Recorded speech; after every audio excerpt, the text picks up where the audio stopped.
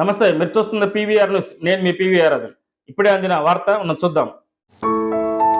రెండు తెలుగు రాష్ట్రాల అన్నపూర్ణగా పేరొందిన నాగార్జున సాగర్ ప్రాజెక్టు క్రస్టగేట్లు భద్రమేనా అని నీటిపారుదల శాఖ విశ్రాంతి నిపుణులు అనుమానాలు వ్యక్తం చేస్తున్నారు. తుంగభద్ర ప్రాజెక్టు క్రస్టగేట్లు వరద ఉధృతకు కొట్టకపోయింది. ఈ నేపథ్యంలో సాగర్ క్రస్టగేట్ల నిర్వహణ పై అనుమానాలు వ్యక్తమవుతున్నాయి. 2022 ఆగస్టు 11న వరద వచ్చి గేటు ఎత్తే సమయంలో 1వ నెంబర్ గేటు 5 అడుగులు ఎత్తేసరికి ఆగిపోయింది. గేటుకు పూర్తిగా 45 అడుగులు ఎత్తడానికి ఇంజనీర్లు తంటాలు పడాల్సి వచ్చింది. అదే ఏడాది ఆగస్టు 15న 26వ నెంబర్ క్రస్టగేట్ను ఎత్తే క్రమంలో మోటార్ ఫ్యాన్ విరిగిపోయి అజ్జుతల అనే ఉద్యోగికి గాయాలయ్యాయి. 2022 అక్టోబర్లో సాగర్ కుడికాలువ 9వ నెంబర్ గేటు కొట్టకపోయి 6 నెలలు నీరంతా వృధాగా కిందకి పోయింది.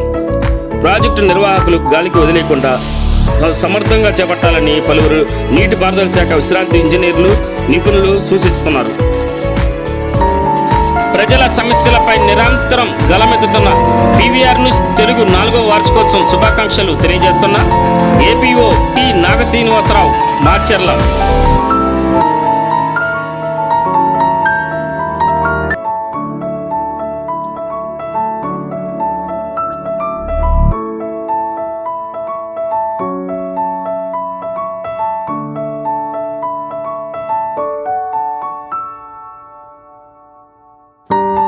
ప్రజల సమస్యలపై నిరంతరం గలమెత్తుతున్న పీవీఆర్ న్యూస్ తెలుగు 4వ వార్షికోత్సవం శుభాకాంక్షలు తెలియజేస్తున్న ఏపీఓ టి నాగశ్రీనివాసరావు, మార్చెర్ల.